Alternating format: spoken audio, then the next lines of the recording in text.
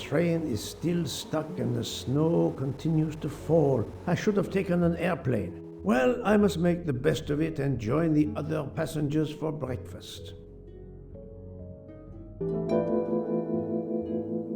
The train still hasn't left.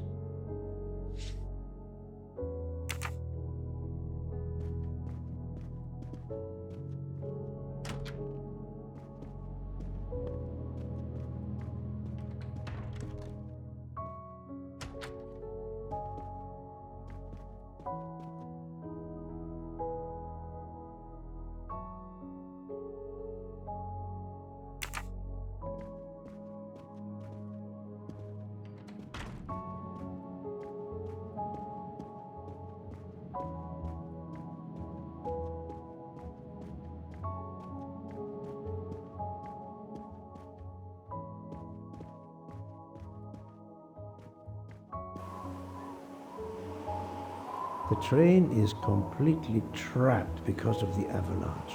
Hopefully, not for too long.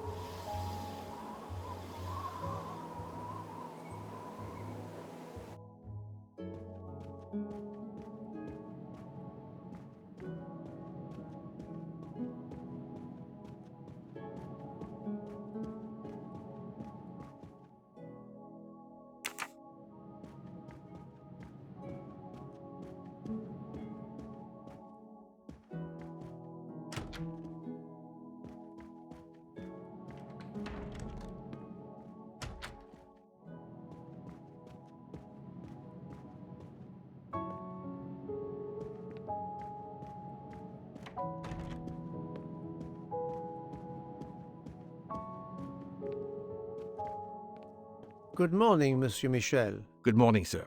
Please enjoy our special breakfast in our restaurant.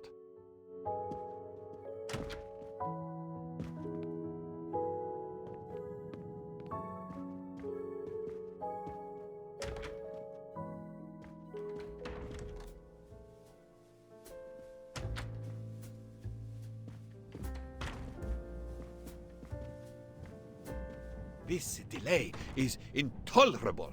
I'm supposed to be demonstrating the Firenze in Paris in 2 days. Ah, your electric car. Yes, that's bad luck. Bad luck? If I miss that demonstration, I'll be in deep trouble. Just text your people in Paris and warn them. Of course I tried that, but there is no network service in these mountains.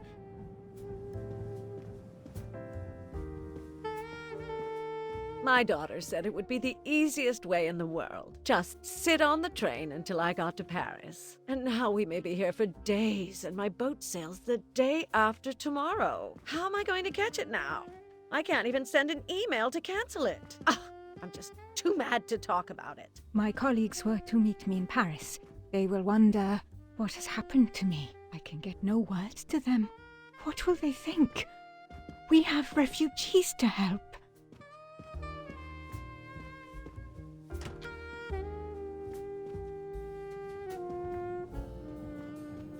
Good morning, madam. The snow is a predicament, is it not? I am Russian.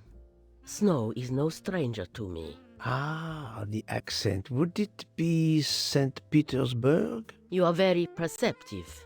Monsieur Poirot, is it not? And may I take it, I have the honor of addressing Princess Natalia Dragomirov. We dispense with the old titles these days.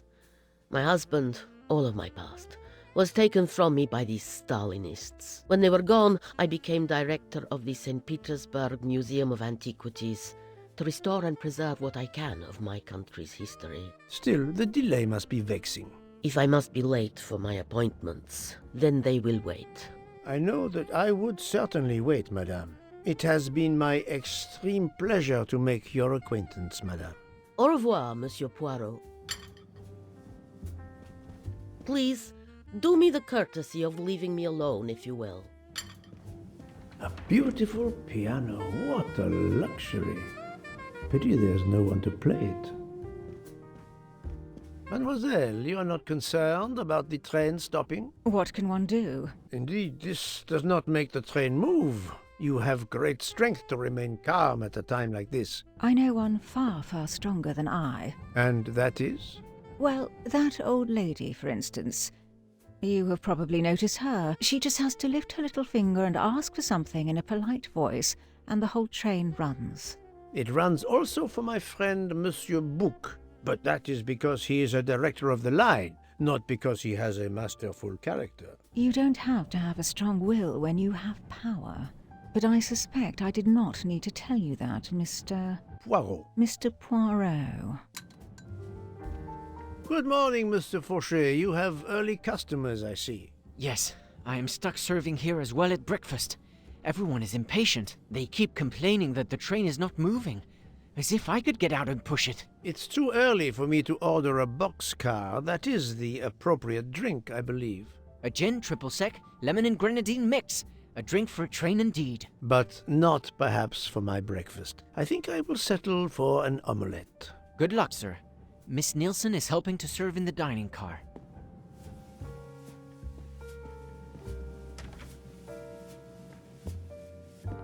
The Orient Express bar is certainly well stocked.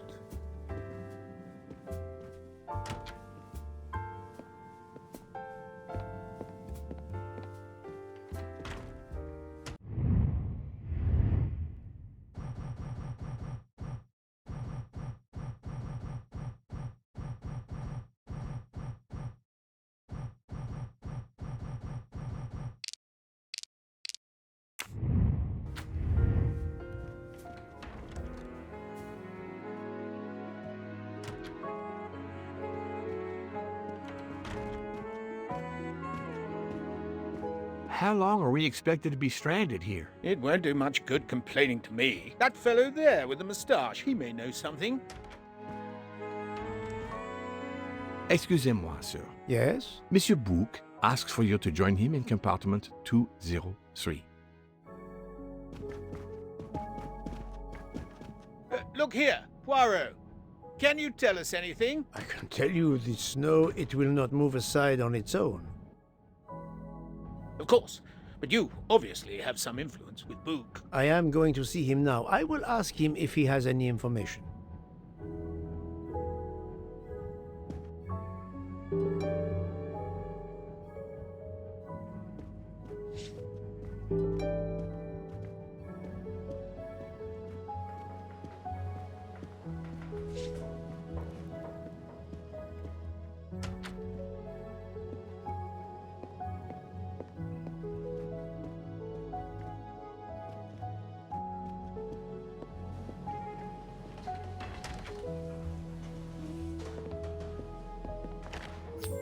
Another golden moustache to treasure.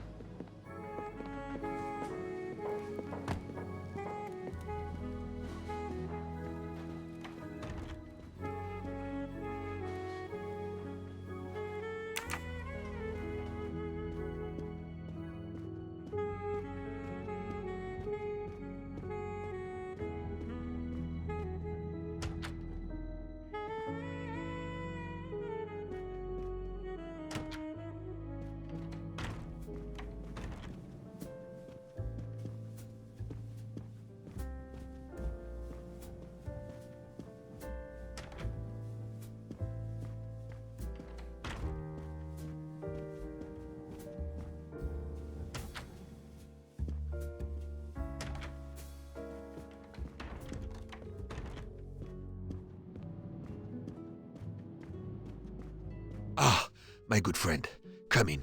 We have need of you. What has occurred? A passenger lies dead in his bed, stabbed. A passenger? Which passenger?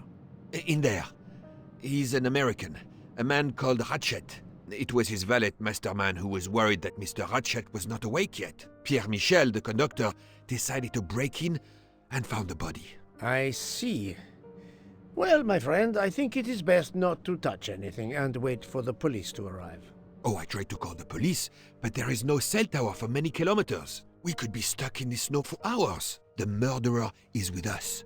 On the train, now! The sooner we catch him, the sooner we'll be out of danger. The Dr. Constantine is already examining the body. Mon ami, this is not a missing train ticket. We must follow procedure. We must wait for the police to secure the crime scene. Please, Poirot. I will take full responsibility. Book, you ask.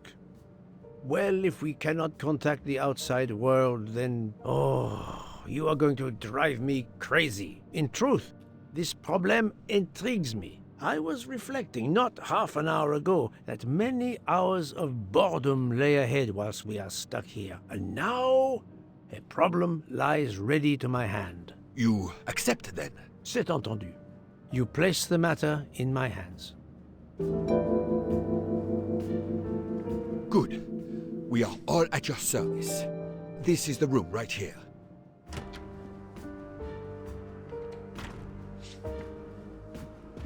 Mr. Poirot, I am Dr. Constantine.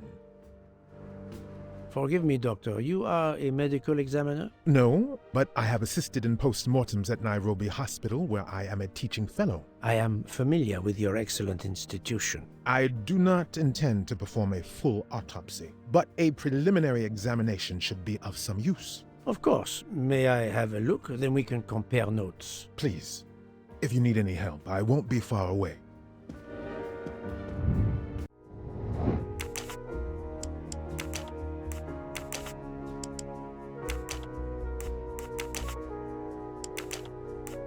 No, not good.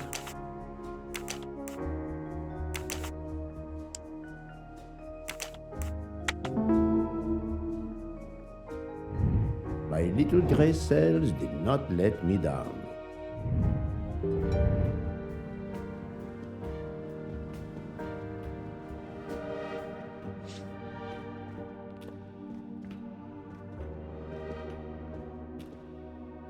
Where can the killer have gone? The chain lock is broken. Monsieur Michel told me that he broke the chain on the door to get into the room.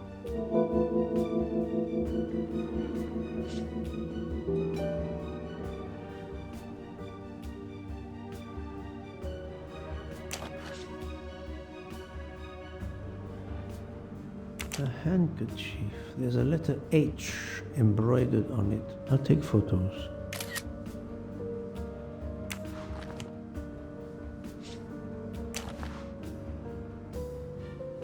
Did it belong to Ratchet?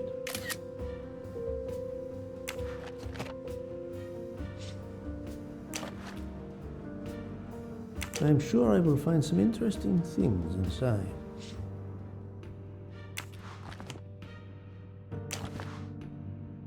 This phone was deliberately smashed.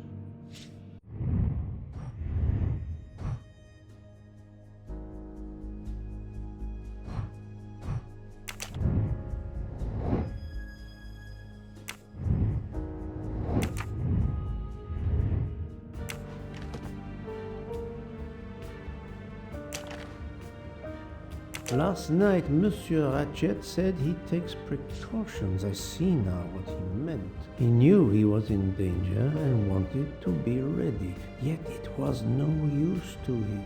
I will leave it here for the police.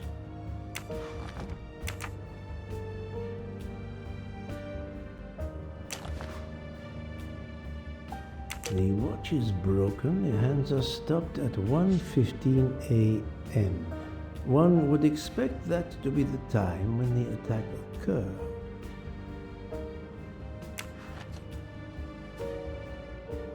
As you see, the victim has been stabbed many times. Several alone would have been fatal.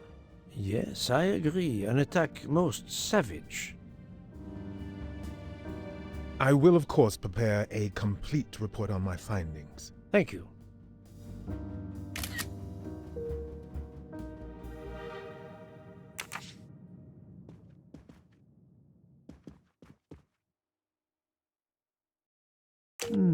The snow is falling only lightly this morning. The murderer would have left tracks in the snow if he had jumped out the window.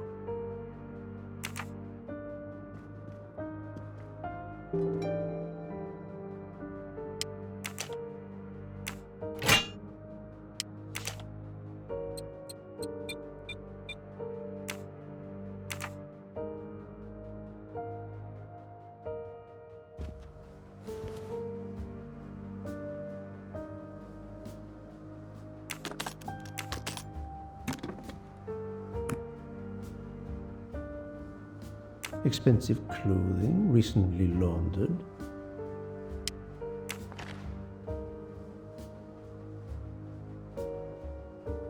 Not exactly the reading material one would expect of a man like Ratchet.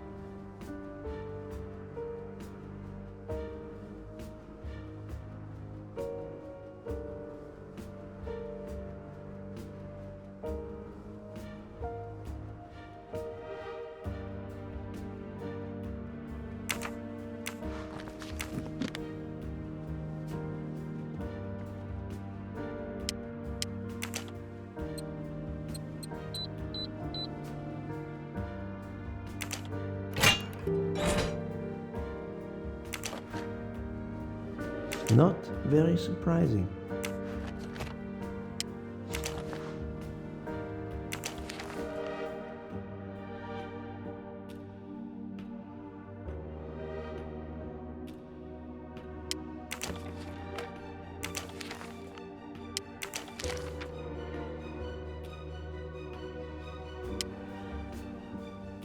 Ratchet had an appointment he will never keep.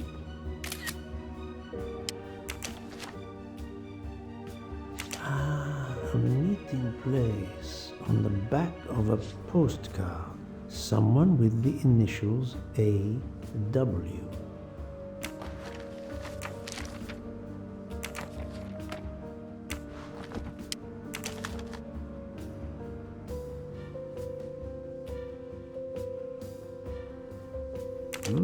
Unusual letter, this.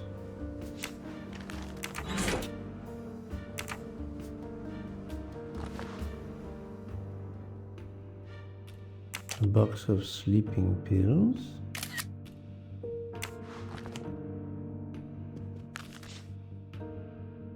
I wonder what could be in this photo.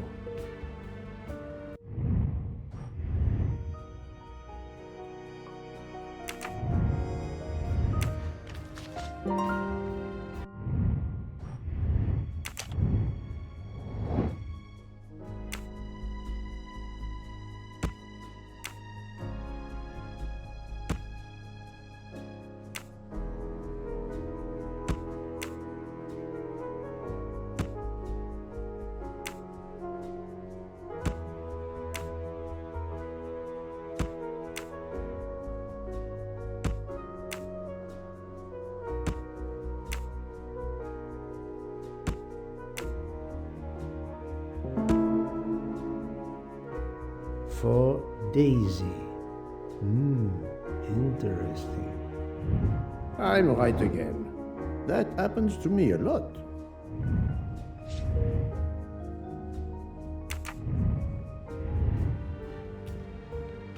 This door communicates with compartment 204.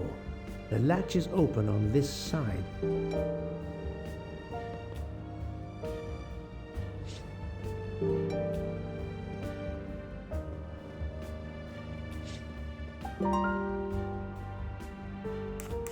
I'm sorry, Doctor, but I must question you. Of course.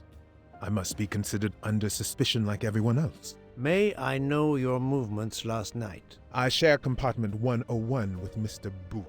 He would not stop talking about his beloved train. I listened to him for hours talking about his Orient Express. My friend Book will no doubt confirm this.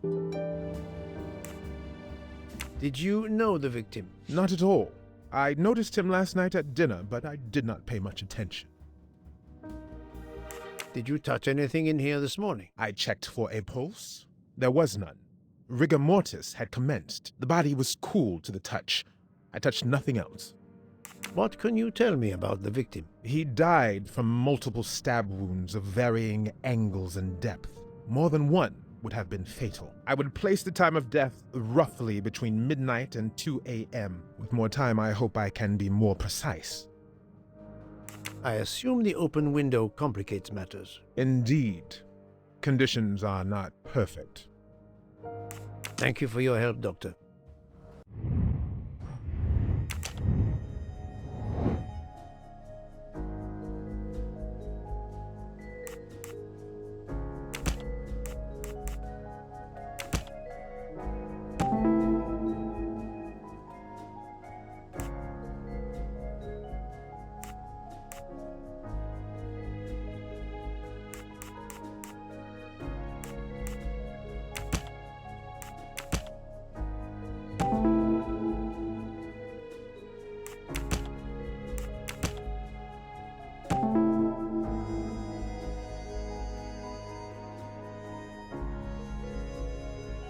So, the murderer must have exited through Madame Hubbard's room. Et voilà.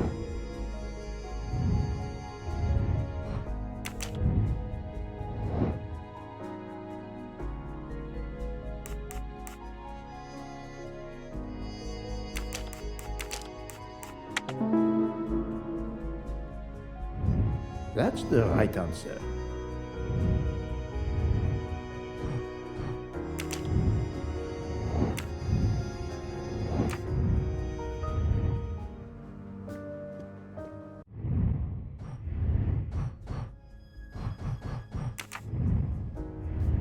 I shouldn't leave until I have finished inspecting the crime scene.